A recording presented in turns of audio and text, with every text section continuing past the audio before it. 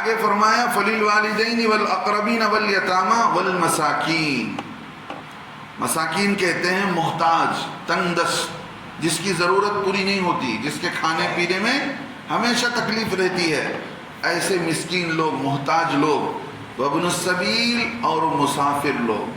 بہت سارے مسافر آتے ہیں جو راستے میں لٹ جاتے ہیں، ان کے پاس یا پیسے ختم ہو جاتے ہیں، ایسوں پر کو آدمی زکوٰۃ دے سکتا ہے، ایسے لوگوں کو صدقہ دے سکتا ہے.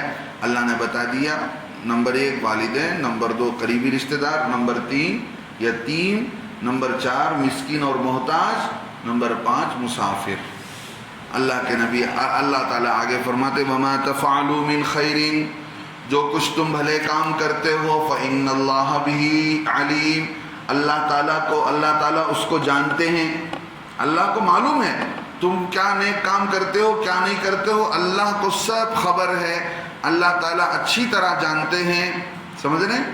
اللہ سے کوئی چیز چھپی ہوئی نہیں ہے، اللہ کو ہر چیز کا علم ہے. تو جو کچھ آدمی خرچ کرتا ہے، حدیث پاک میں فرمایا الولد مجمنۃ مبخلۃ، آدمی اپنے بچوں کی وجہ سے کنجوس بن جاتا ہے. بچوں کو دیکھتا ہے کہ بھئی ان کو خرچ کرنا ہے، ان کے اسکول کا، ان کے کھانے کا، ان کے پینے کا. اب بچوں کے لیے اتنا جمع کرتا ہے کہ اللہ کے دین کے لیے، غریبوں کے لیے، یتیموں کے لیے دینے کا نمبر ہی نہیں آتا ہے، اور گویا بچے اس کو کنجوس بنا دیتے ہیں. آگے اللہ کے نبی نے فرمایا بچے اسے بزدل بنا دیتے ہیں. کیا مطلب؟ جہاد میں جاتے تھے اللہ کے نبی کے زمانے میں، اور جہاد میں جا کر لوگ اللہ کے دین کے لیے اپنی جان قربان کر دیتے تھے، لیکن بچوں کی طرف جب نظر جاتی تو کیا ہوتا؟ سوچتے کہ بھئی میرے بچوں کا کیا حال ہوگا. اس وجہ سے آدمی اندر سے جہاد میں جانے سے جی چراتا تھا. تو اللہ کے نبی صلی اللہ علیہ وسلم نے ایک حدیث میں یہ بھی بتایا، لہذا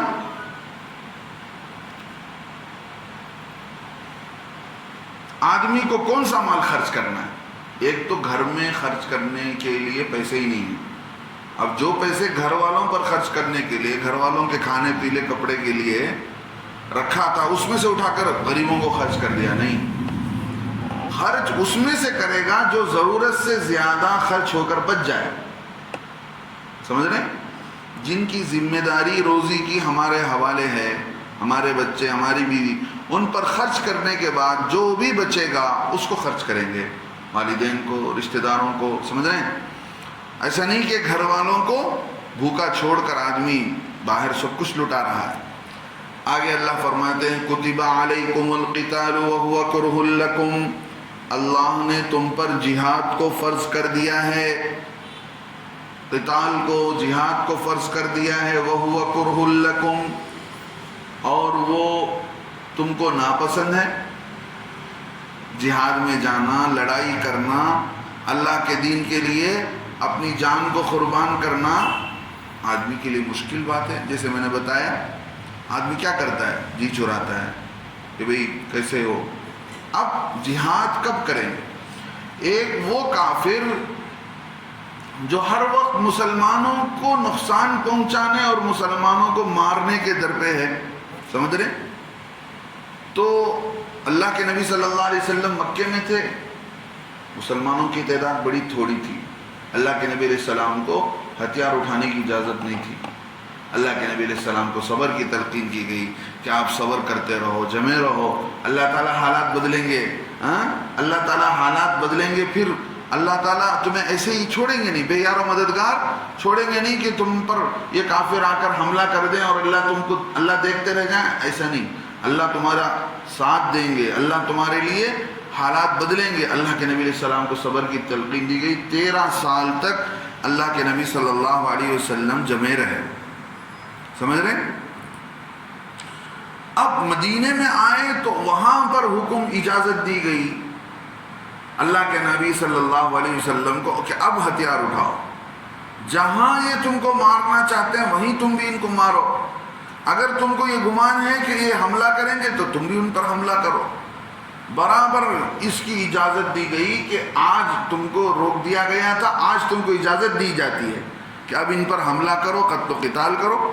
لہذا اللہ کے نبی صلی اللہ علیہ وسلم کو جب اجازت مل گئی تو اللہ کے نبی صلی اللہ علیہ وسلم ایک تو عام کافروں سے، جب اسلام اور کفار کی لڑائی ہوتی تھی مسلمانوں اور کافروں کی، تو عام کافر جو بھی مسلمانوں کے مقابلے میں آتا اس کو قتل کرنے کی اجازت دی گئی کہ بھئی اب یہ مت دیکھو کہ کون ہے کدھر ہے، جو بھی تمہارے سے مقابلے میں آ گیا اب اس کو مار۔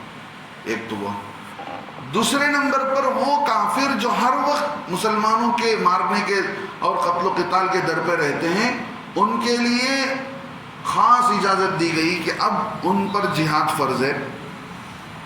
سمجھ رہے ہیں؟ جہاد اللہ کے نبی اگر دشمنان اسلام مسلمانوں پر حملے کے لیے چڑھ آتے ہیں تو ایسوں پر ایسے وقت میں جہاد فرض ہو جاتا ہے۔ اللہ کے نبی علیہ السلام کو بتایا گیا کہ اگر سارے کافر تمہارے اوپر چڑھ آتے ہیں تو ایسے موقع پر تمہارے لیے جہاد فرض ہو جاتا ہے۔ سمجھ رہے ہیں؟ یہ فرض عین ہو جائے گا۔ ہاں اگر نہیں، دشمنان دین مسلمانوں پر چڑھائی نہیں کر رہے ہیں بلکہ کچھ لوگ اسلام مسلمانوں کے خلاف حملہ کرنا چاہتے ہیں تو ایسے موقع پر فرض کفایہ ہو جائے گا۔ فرض کفایہ کا مطلب جیسے جنازے کی نماز ہے، پورا محلہ پڑھ لے تو اچھی بات ہے، اگر محلے کے 20-25 لوگ بھی پڑھ لیتے ہیں تو پورے محلے پر سے ذمہ داری ادا ہو جائے گی۔ اس کو فرض کفایہ کہتے ہیں۔ رمضان میں 10 دن کا اعتکاف ہے، 2-4 آدمی بھی بیٹھ گئے محلے کی طرف سے تو پورے محلے کی طرف سے ذمہ داری ادا۔ تو اگر کچھ لوگ مسلمانوں کو مارنا چاہتے ہیں تو ایسی صورت میں ان کچھ لوگوں پر حملہ کرنے کی ذمہ داری کچھ مسلمانوں پر عائد ہوگی۔ اگر وہ کام کر دیتے ہیں تو ساروں کی طرف سے ذمہ داری ادا ہو جائے گی۔ تو اللہ رب العزت نے اس زمانے میں جو جہاد کو فرض کیا تھا اس بارے میں جمہور علماء کا یہی مذہب ہے کہ جہاد فرض کفایہ ہے۔ کیا مطلب؟ اگر کافر مسلمانوں کے خلاف ہتھیار اٹھاتے ہیں اور حملہ کرنے کی کوشش کرتے ہیں، اس وقت 2-4 مسلمان بھی ان کا جواب دے دیتے ہیں، ان پر حملہ کر دیتے ہیں تو سب کی طرف سے ذمہ داری ادا ہو جائے گی۔ اب چونکہ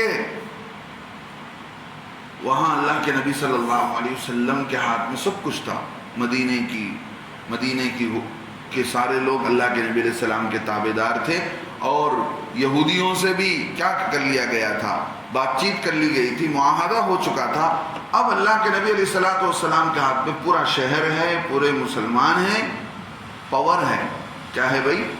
اب جب اللہ کے نبی علیہ السلام کے ہاتھ میں پوری طاقت آ گئی، اب اللہ کے نبی علیہ السلام کو حکم دیا جا رہا ہے کہ اب جو ہے تمہیں اجازت دی جاتی ہے، للذین اذن للذین یقاتلون بانہم ظلموا، جو لوگ اس سے پہلے مارے گئے ہیں ان مسلمانوں کو اجازت دی جاتی ہے ایسے مظلوم مسلمانوں کو کہ وہ ہتھیار اٹھائیں۔ تو یہ جہاد اللہ تعالیٰ فرماتے ہیں وَهُوَ كُرْهٌ لَكُمْ، اور یہ جہاد ایسی چیز ہے کہ تم کو وہ ناپسند ہے۔ اور آگے اللہ فرماتے ہیں وَعَسَىٰ أَن تَكْرَهُوا شَيْئًا، شاید تم کسی چیز کو ناپسند کرتے ہو، وَهُوَ خَيْرٌ لَكُمْ، حالانکہ وہ تمہارے لیے بہتر ہوتی ہے۔ بعض چیز آدمی کو پسند نہیں آتا، سمجھ میں نہیں آتا، حالانکہ وہ چیز آدمی کے لیے بڑی اچھی چیز ہوتی ہے۔ وَعَسَىٰ أَن تُحِبُّوا شَيْئًا وَهُوَ شَرٌّ لَكُمْ، شاید کہ تم کو کوئی چیز پسند آئے، بھلی لگے، اچھی لگے، حالانکہ وہ تمہارے حق میں نقصان دہ ہو۔ وَهُوَ شَرٌّ لَكُمْ، اور وہ تمہارے لیے کیا ہو، وہ چیز تمہارے حق میں نفع بخش نہ ہو، تم کو نقصان کا ذریعہ بن سکے۔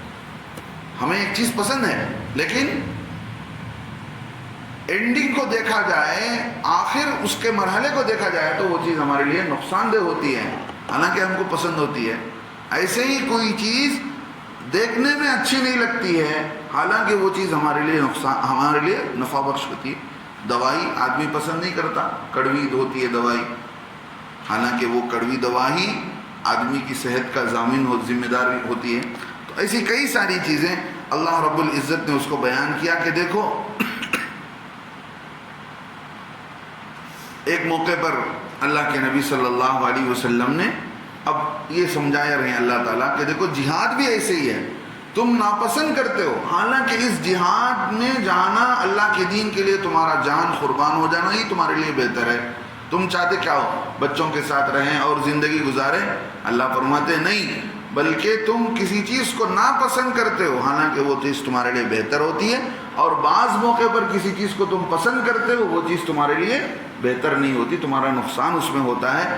واللہ یعلم، اللہ جانتا ہے، وانتم لا تعلمون، تم نہیں جانتے ہو۔ اللہ کو ہر چیز کی ریزن، ہر چیز کا نفع نقصان، ہر چیز کی حکمت اللہ کو معلوم ہے۔ اللہ کیا ہے؟ دیکھو، اللہ حکیم بھی ہیں، اس سے پہلے میں نے بتایا اللہ حاکم بھی ہیں۔ اللہ حاکم بھی ہیں کا مطلب کیا؟ میں مالک ہوں، 25 سال کا بچہ جو گھر کے اندر کمائی کرتا ہے، اللہ کہتے ہیں کہ بھئی میں حاکم ہوں، میرا پاور ہے، میں جو چاہے کر سکتا ہوں۔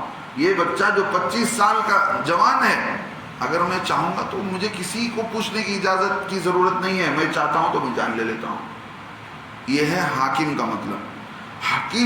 حکیم کسے کہتے ہیں؟ اس موقع پر ہی اس کی جان نکالنے میں اس کا فائدہ ہے، اس موقع پر ہی اس کی موت آ جائے یہی اس کے لیے فائدہ مند ہے، وہ کہتے ہیں حکیم۔ اللہ کی ذات حکیم بھی ہے، حاکم بھی۔ اللہ کو معلوم ہے کہ اسی موقع پر اس کو جان نکالنے میں بھلائی ہے۔ بہت سارے لوگ بولتے ہیں کہ بھئی چھوٹی عمر میں چلا گیا، نقصان ہم سب سوچتے ہیں کہ بہت سارے لوگوں کا نقصان ہو گیا، اللہ کو معلوم ہے